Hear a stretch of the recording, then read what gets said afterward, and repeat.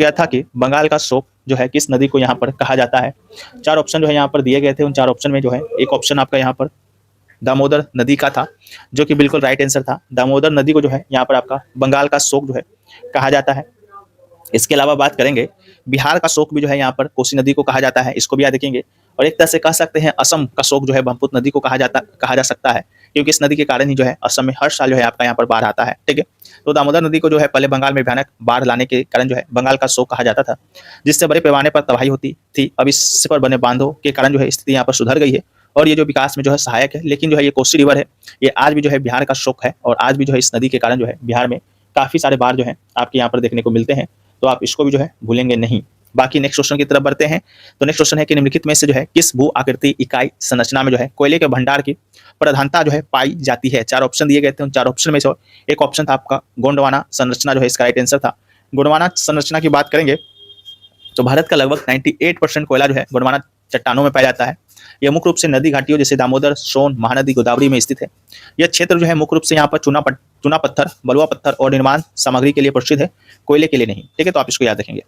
Next है कि भारत के संविधान के किस अनुच्छेद में जो है चुनाव आयोग का जो है प्रावधान किया गया है। राइट आंसर था आपका आर्टिकल 324, आर्टिकल 324 जो है इसका राइट आंसर था। इसके अलावा आपको बताते हुए चलें कि भारतीय संविधान का भाग जो 15 है वो आपका चुनाव से संबंधित है, जिसमें अनुच्छेद 324 से लेकर 329 तक का जो अनुच्छेद है आपका इसी संबंधित है। और 324 जो है संसद, राज्य विधानमंडलों, राष्ट्रपति और उपराष्ट्रपति के चुनाव के अधीक्षण, निर्देशन और नियंत्रण की शक्ति जो है चुनाव आयोग में निहित है, ये आपका कहता है। मुझे याद है कि जब भी एक बार पिछला जो आपका सीजीएल मेंस का एग्जाम हुआ था उसमें क्वेश्चन जो है आपका 324, 325, 326 और 327 या 28, 29 होगा। इस पर जो है आपको यहाँ पर मिलान करने के लिए आया था, तो आप लोग जो है इसको एक बार देख लेंगे। ठीक है, मेंस में आया था।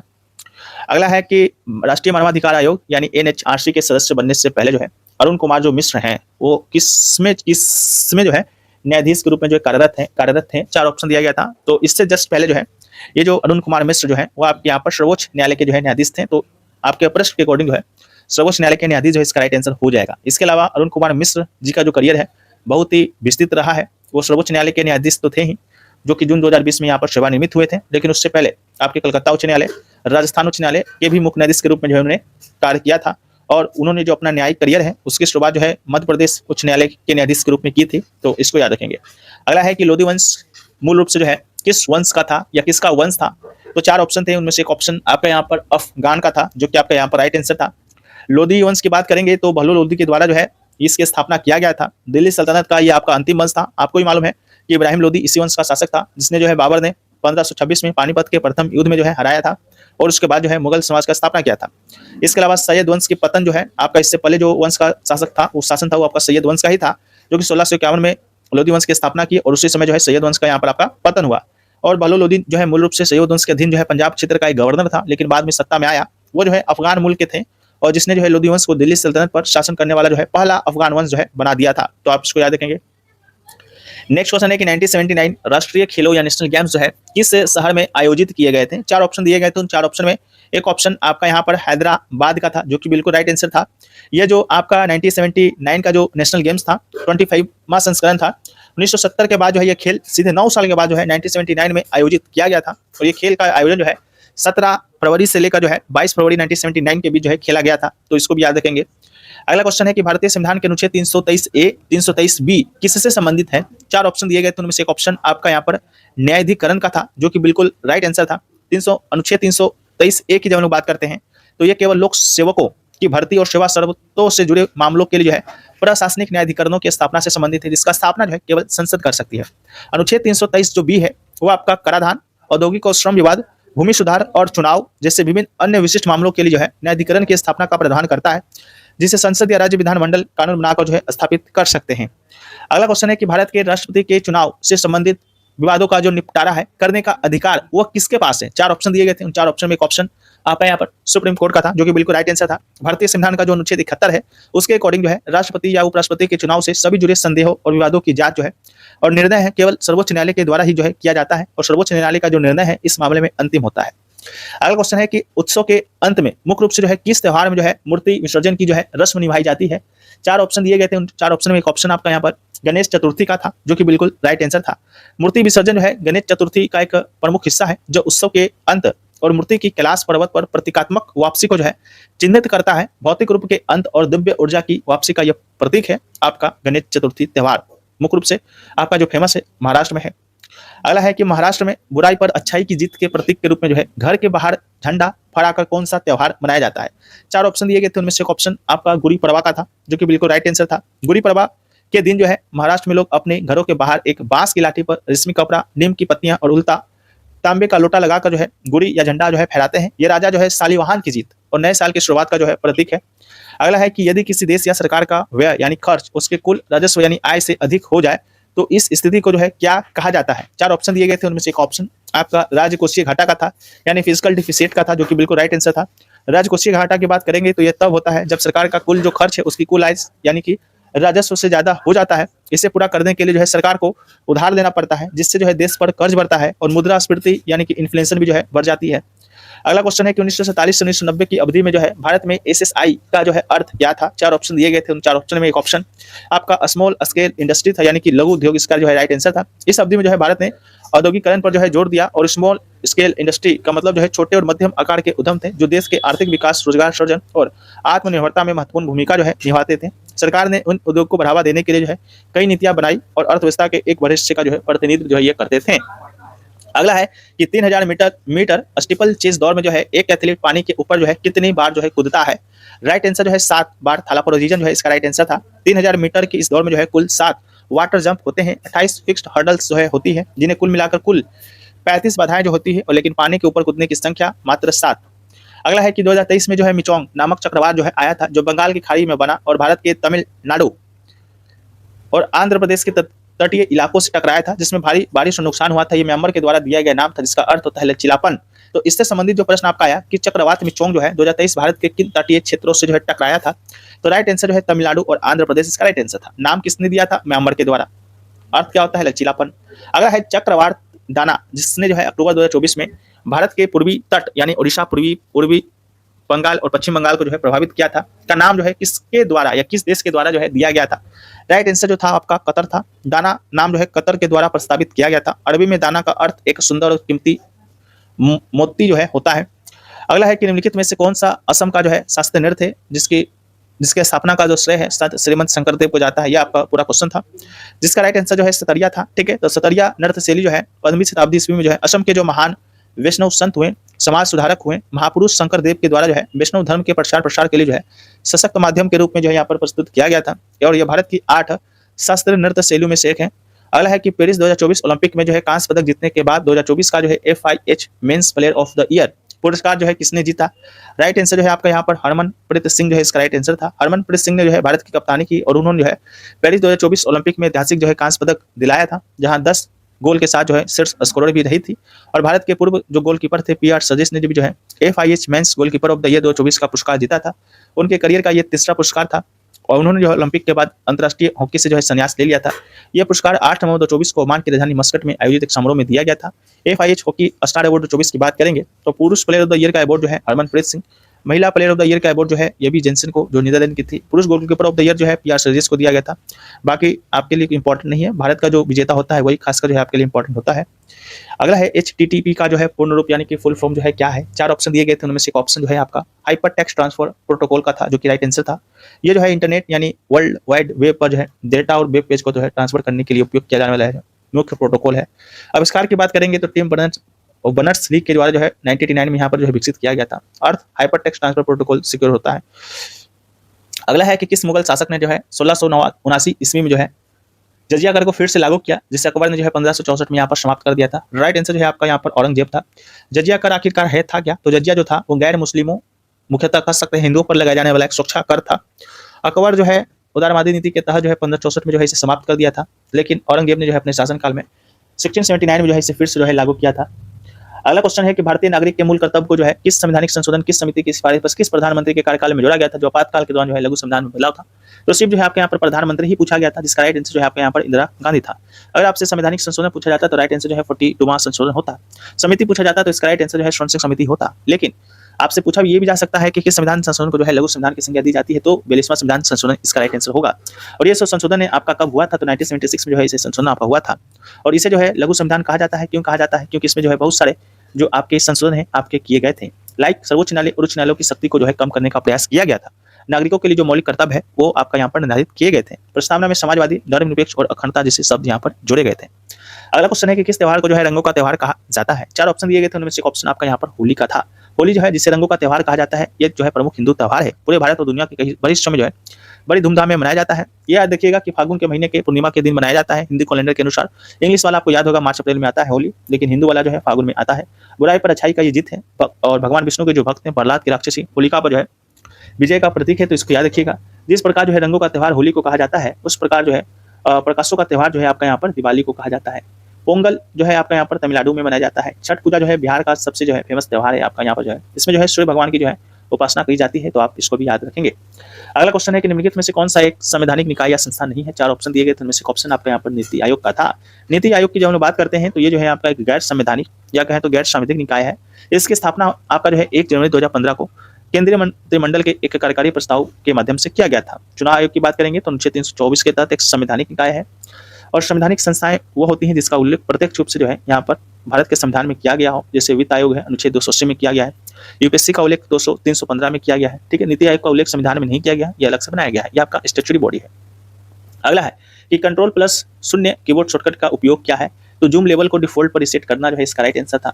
Ctrl+0 जो है वेब ब्राउजर में जैसे क्रोम, फायरफॉक्स में जो है जूम इन आउट करने के बाद जो है वापस को 100% या सामान्य साइज पर लाने के लिए जो है इसका उपयोग किया जाता है। Ctrl+O जो है इसका मतलब होता है ओपन होता है या फाइल खोलने के लिए होता है। Ctrl+N जो है नया दस्तावेज या विंडो बनाने के लिए होता है। Ctrl+V जो है टेक्स्ट को बोल्ड करने के लिए होता है।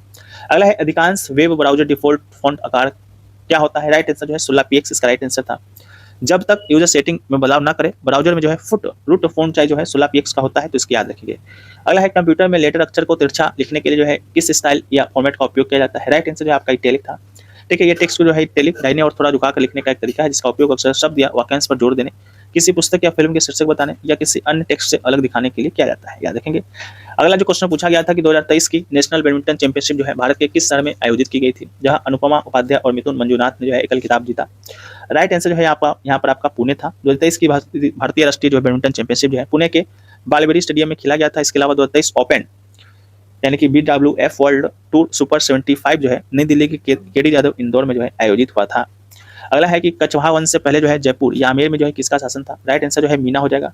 कछवाहा वंश के शासक जो है कोकिल देव या दुल्हे राय ने जो है 1207 में जो है कुछ स्रोतों के अनुसार जो है 1140 में जो है मीनाओं को हराकर जो है आमेर को जो है अपनी राजधानी यहाँ पर बनाया था, जिसके बाद जो है आमेर पर कछवाहा वंश का जो है शासन स्थापित हुआ। इससे पहले आमेर क्षेत्र पर जो है मीना समुदाय का प्रभुत्व था। अगला है कि भारतीय संविधान के अनुच्छेद 368 के तहत जो है निम्नलिखित में से कौन से प्रावधानों में जो है संशोधन के लिए राज्यों के विधानमंडलों के द्वारा अनुसमर्थन आवश्यक है। राइट आंसर जो है संघीय प्रावधान इसका आपका जो है राइट आंसर था। अनुच्छेद 368 जो है संविधान संशोधन की प्रक्रिया के बारे में बताता है, तो इसको आप याद रखेंगे। इसके अलावा जो है कुछ संशोधनों के लिए जो है संसद के विशेष बहुमत के साथ साथ जो है कम से कम आधे राज्यों के विधानमंडलों के अनुसमर्थन की जो है आवश्यकता होती है, खासकर जब संशोधन संविधान के संघीय ढांचे को जो है प्रभावित करता हो। उदाहरण के लिए जो है राष्ट्रपति का चुनाव, सर्वोच्च न्यायालय, उच्च न्यायालय के अधिकार क्षेत्र, संघ और राज्यों के बीच शक्तियों का वितरण और संसद में राज्यों का प्रतिनिधित्व। अगला है कि उस विकल्प का चयन करें जो तीसरी संख्या में उसी प्रकार संबंधित है जो जैसे दूसरी संख्या में पहली संख्या से संबंधित है। ठीक है, तो यही आपका दिया गया था, तो इसका जो राइट आंसर था वो आपका यहाँ पर जो है 948 जो है यहाँ पर आपका राइट आंसर था। इसका जो सोल्यूशन आपको यहाँ पर दिया गया है PDF में भी आपको यहाँ पर मिल जाएगा, तो उसको भी आप जाकर देख लीजिएगा। अगला है निम्न में से कौन सा देश जो है क्वाड समूह का सदस्य नहीं है। 4 ऑप्शन दिए गए थे, उनमें से एक ऑप्शन में भी आपका यहाँ पर कनाडा का दिया गया हो या रूस का दिया गया हो या विकल्प कोई भी हो सकता है। मे भी मेरे ख्याल से शायद आपका यहाँ पर ओमान दिया गया था। ठीक है, तो वो जो है आपका यहाँ पर राइट आंसर था। क्वाड की बात करेंगे तो जैसा कि इसमें आपको जो है 4 अक्षर दिख रहा होगा, तो इसी प्रकार से जो मात्र 4 ही देश जो है इस क्वाड के सदस्य हैं।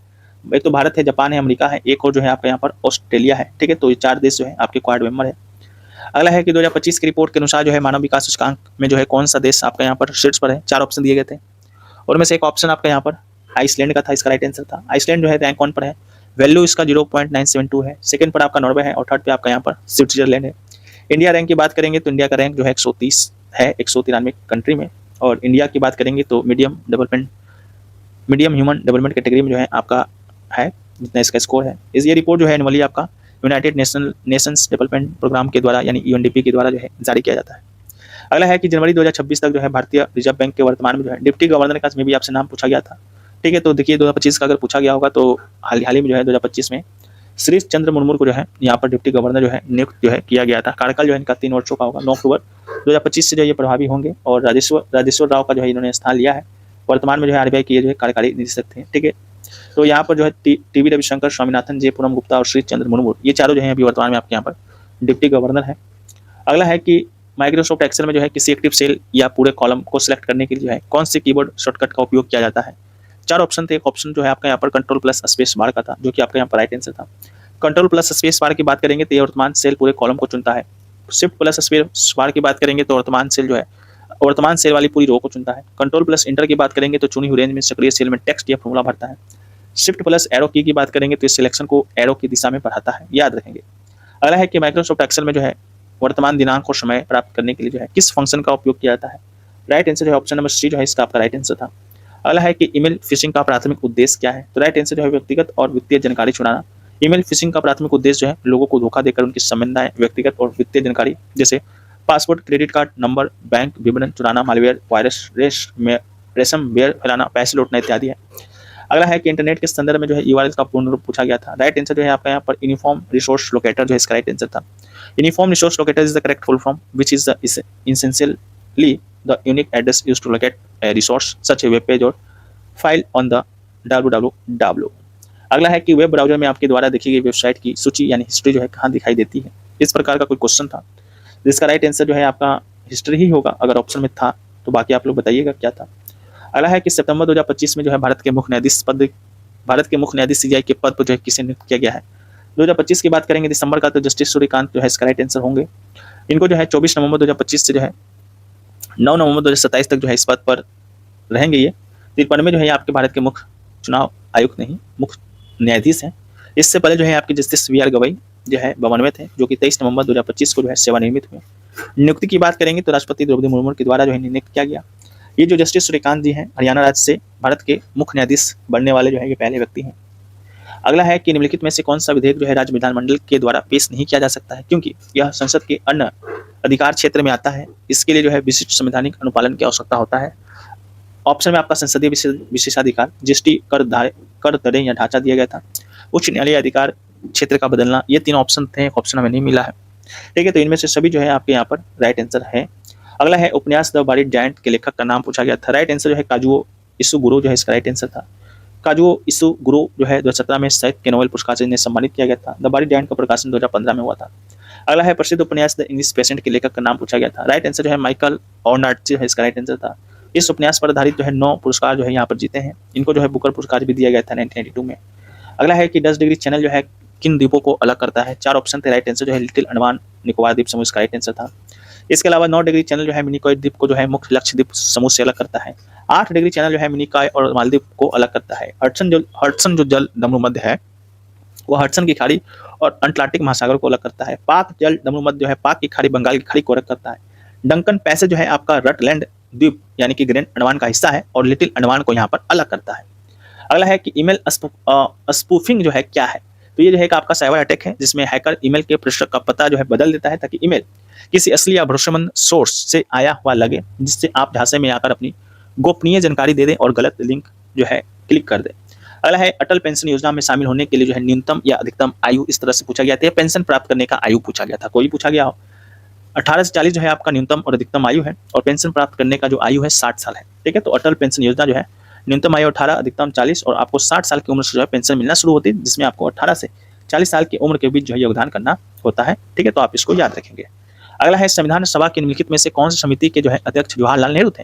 राइट आंसर जो है संघ संविधान समिति जो है इसका आपका यहाँ पर राइट आंसर था। ठीक है, जवाहरलाल नेहरू ने जो है संविधान सभा की संघ संविधान समिति की जो है इन्होंने अध्यक्षता जो है किया था।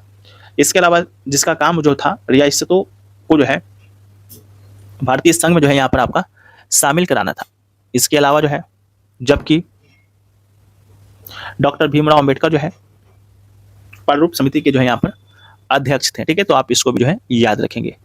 इसके अलावा जो है नेक्स्ट क्वेश्चन आपको यहाँ पर पूछा गया था उससे पहले प्रारूप समिति के अध्यक्ष डॉक्टर भीमराव अंबेडकर, प्रांतीय संविधान समिति के अध्यक्ष जो है सरदार वल्लभ भाई पटेल, मौलिक अधिकार उप समिति के अध्यक्ष जो है जेबी कृपलानी थे। तो आप इसको भी जो है याद रखेंगे। इसके अलावा जो नेक्स्ट क्वेश्चन आपका यहाँ पर पूछा गया कि भारतीय दंड संहिता यानी आईपीसी का जो है और सीआरपीसी की जगह जो है आपका कौन जो है लिया है। 4 ऑप्शन जो है यहाँ पर दिए गए थे, उन 4 ऑप्शन में जो है एक ऑप्शन जो है आपका यहाँ पर सीआरपीसी का पूछा गया था मेनली, तो राइट आंसर जो है भारतीय साक्ष्य अधिनियम जो है इसका राइट आंसर जो है हो जाएगा। ठीक है, यहाँ पर जो 3 नए कानून आपके आए थे, ठीक है, तो जो कि भारतीय दंड संहिता आईपीसी जो है बीएनएस को रिप्लेस करता था, सीआरपीसी जो है आपका बीएसए को रिप्लेस करता है, और यहाँ पर एक मिनट, ये जो आपका बीएसए है, भारतीय साक्ष्य अधिनियम है, वो आपका यहाँ पर इंडियन एविडेंस एक्ट को जो है रिप्लेस करता है। ठीक है, तो इसको जो है सुधार कीजिएगा। आईपीसी जो है यहाँ पर आपका बीएनएस को जो है रिप्लेस करता है। ठीक है, तो इसको याद रखिएगा। और सीआरपीसी जो होगा वो आपका यहाँ पर बीएनएसएस को जो है रिप्लेस करेगा। ठीक है, नेक्स्ट क्वेश्चन जो आपका यहाँ पर पूछा गया, रिकेटस यानी सूखा रोग जो है किस विटामिन की कमी के कारण होता है। 4 ऑप्शन दिए गए थे, उन 4 ऑप्शन में एक ऑप्शन आपका यहाँ पर विटामिन डी का था, जो कि बिल्कुल राइट आंसर था। रिकेटस की बात करेंगे तो ये बच्चों में होने वाली हड्डियों की बीमारी है, जिसमें हड्डियां जो है नरम और कमजोर होकर मुड़ जाती है। मुख्य कारण जो है विटामिन डी की कमी है, जिससे शरीर में कैल्शियम फास्फोरस को जो है अवशोषित नहीं कर पाता है। सूर्य का प्रकाश, मछली का तेल, अंडे का जर्दा और दूध जो है ये आपका विटामिन डी का स्रोत है। और विटामिन डी की कमी से जो है ये तो बच्चों में रिकेटस होता है, लेकिन वयस्कों में जो है आपका ऑस्टियोमलेशिया नामक रोग होता है, तो इसको भी याद रखेंगे। इसके अलावा विटामिन ए की कमी के कारण आपका रतौंधी, विटामिन बी की कमी के कारण जो है बेरी, विटामिन सी की कमी के कारण जो है आपका यहाँ पर स्कर्वी नामक रोग होता है। अगला क्वेश्चन है कि भारत में सर्वाधिक कोयला जो है किस राज्य में पाया जाता है। ये मुख्य रूप से किस चट्टान प्रणाली से संबंधित है। राइट आंसर जो है आपका गोंडवाना जो है इसका राइट आंसर था। भारत के 98% गोंडवाना जो कोयला है भंडार जो है वो आपका गोंडवाना क्रम की चट्टानों से होता है, खासकर दामोदर घाटी क्षेत्र से। ठीक है, और झारखंड देश में जो है कोयले का सबसे बड़ा भंडार है झारखंड, और उत्पादक राज्य है। इसके बाद उड़ीसा और छत्तीसगढ़ का स्थान आता है। झरिया जो है भारत का सबसे बड़ा कोयला क्षेत्र जो झारखंड में स्थित है, ये आपका 31 को प्रश्न बना था। अगला है एक वस्तु जिसका जो क्रय मूल्य है 3000 है, उसे जो है 2400 रुपए के विक्रय मूल्य पर जो है बेचा जाता है। क्रय मूल्य पर दी गई छूट का जो प्रतिशत आपको यहाँ पर बताना था। तो डिस्काउंट जो है निकालने के लिए जो है हम लोग सीपी माइनस एसपी करते हैं, तो यहाँ पर 600 का डिस्काउंट हुआ। प्रतिशत करने के लिए हम लोग 100 से जो है मल्टीप्लाई करेंगे, तो यहाँ पर जो है 20% निकल कर आएगा, तो यहाँ पर 20% इसका राइट आंसर हो जाएगा। अगला है कि 300 की राशि पर जो है 12% वार्षिक साधारण ब्याज की दर से जो है 2 वर्ष का जो है साधारण ब्याज क्या होगा। तो इसका जो राइट आंसर था, यहाँ पर आपको जो मूलधन दिया गया था 300, दर जो है आपका रेट 12%, समय जो है 2 वर्ष का दिया गया था। एसआई का जो फॉर्मूला होता है P/R/T बटा 100 होता है, तुम निकालिएगा इसे, तो यहाँ पर आपका 17 निकल कर आएगा, जो कि आपका राइट आंसर था। अगला है कि दिसंबर 1953 में या दिसंबर 1952 की घटनाओं के बाद जो है लंदन में हजारों लोग हैं किसके प्रदूषण के कारण यहाँ पर मारे गए थे। तो इसका राइट आंसर जो है आपका कोयले का धुंध और सल्फर डाइऑक्साइड जो है इसका आपका राइट आंसर था। ठीक है, तो the great smog of London जो है इसे कहा जाता है। यह घटना दिसंबर 1952 में हुआ था, जिसके जहरीले प्रभाव के कारण जो है 1953 की शुरुआत तक जो है हजारों लोग की मृत्यु जो है यहाँ पर हो गया था। इसका मुख्य कारण जो है घरों और कारखानों में जलने वाली कोयले से निकलने वाला धुआं था। एक क्वेश्चन है कि माइक्रोसॉफ्ट वर्ड में जो है कस्टम स्टाइल बनाने का विकल्प जो है कहाँ स्थित होगा। तो होम टैब के अंदर स्टाइल्स ग्रुप में जो है इसका आपका राइट आंसर जो है हो जाएगा। नेक्स्ट क्वेश्चन जो आपके यहाँ पर पूछा गया कि कूनो नेशनल पार्क के बाद जो है मध्य प्रदेश के किस वन्य जीव अभ्यारण्य को जो है चीते के पूर्णवास के लिए जो है दूसरे घर के रूप में यहाँ पर विकसित किया गया था। 4 ऑप्शन दिए गए थे, उनमें से एक ऑप्शन आपका यहाँ पर गांधी सागर वन्य जीव अभ्यारण्य का था, जो कि बिल्कुल राइट आंसर था। कूनो नेशनल पार्क के बाद जो है मध्य प्रदेश का जो गांधी सागर वन्य जीव अभ्यारण्य है चीतों के लिए जो है दूसरे घर के रूप में यहाँ पर विकसित किया गया है, जहाँ पहले ही जो है चीतों को स्थानांतरित किया जा चुका है, और अब जो है नौरादेही वन्य जीव अभ्यारण्य को जो है तीसरे घर के रूप में यहाँ पर विकसित करने की योजना है। तो दूसरा आपका गांधी सागर वन्य जीव अभ्यारण्य, तीसरा जो है नौरादेही वन्य जीव अभ्यारण्य, और पहला जो है आपका कूनो नेशनल पार्क। इस परियोजना का उद्देश्य साफ है, इन अभ्यारण्यों का विकास जो है चीतों की आबादी को कूनो नेशनल पार्क से बाहर फैलाकर एक स्वस्थ मेटा पोल्यूशन बनाने के लिए जो है किया जा रहा है। अगला है हमारे सौरमंडल का सबसे गर्म ग्रह कौन सा है, जिसके वायुमंडल में मुख्य रूप से जो है कार्बन डाइऑक्साइड या CO2 पाई जाती है।